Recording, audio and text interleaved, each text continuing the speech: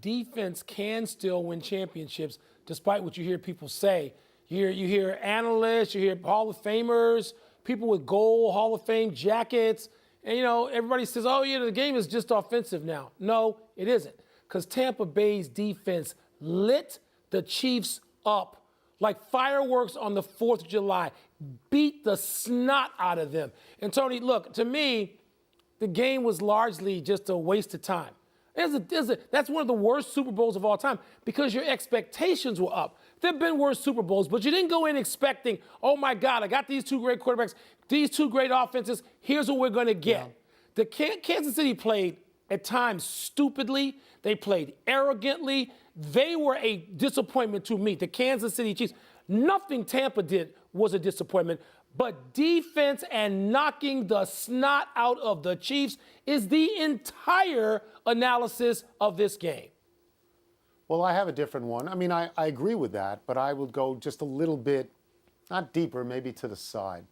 I find it interesting that Tampa Bay had lost twice in the regular season to New Orleans and then beat them in the playoffs. And I thought, what happened here? I thought maybe New Orleans didn't expect the adjustments that Tampa Bay was able to make. Kansas City beat Tampa Bay during the regular season. And I think it is a similar circumstance in that one team was motivated by losing and changing, and the other team did not see this coming necessarily. I agree with you completely that if I have to isolate what won the game, it was the Tampa Bay defense. They were all over Mahomes, and their offense was, Tampa Bay's offense was good, at least good, maybe very good. There was a period of time there, I remember it distinctly, when Tampa went on 4th and 1 from the 1 and didn't get it, and I thought, ooh, this could be a momentum shifter. Let's wait. Let's see if Mahomes goes 99 yards the other way and everything changes. And he went 15 yards, and then he started going backwards. At no point, Mike, and I know you agree with this because we talked about it, at no point did either of us think that Tampa Bay was on the verge of something great. No. You just didn't think Kansas City. Kansas City, they weren't on the verge. Kansas you City. kept just Kansas wondering, City. where are they? Where are their adjustments? I don't know if a position coach or a coordinator or Andy Reid himself is supposed to make that adjustment on protections. Where the hell was that? Yeah. That's what I mean. It just played like they were just blank. Tony, how do you 29 times Mahomes was pressured in 56 dropbacks, 29 times. Meanwhile, Kansas City only pressured Brady 4 times all game. You know the way to beat Tom Brady, if you're lucky enough, is to pressure him. Kansas City either couldn't do it or couldn't even figure it out. A massive disappointment to Kansas City Chiefs, in my opinion. And all the way, a dynasty, really? A dynasty of one? A dynasty of one championship for everybody at all the networks, all the analysts who have Kansas City winning not 4, not 5, not 6. What? What are you talking about?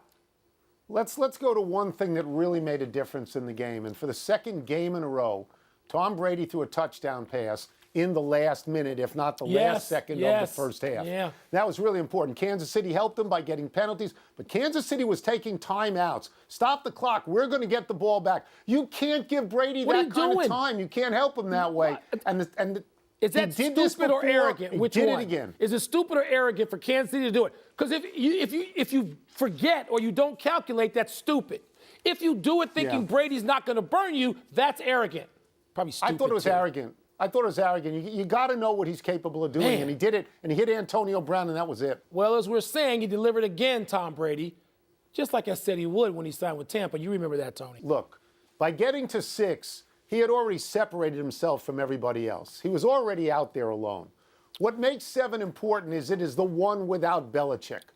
It is the one where he said, I'm going out on my own. I'm going to Tampa, a place that nobody thought he was going to go to, a team that was mediocre the year before, and he went and he got them to the Super Bowl, and then he won it. And essentially, Mike, the only difference between Tampa Bay from last year to this year is last year they had a guy back there who threw 30 interceptions, and this year they had Tom Brady. They had the best in the business. He's 43 years old. I don't know that there's another athlete in the history of any team sport who has been this good at this point in time.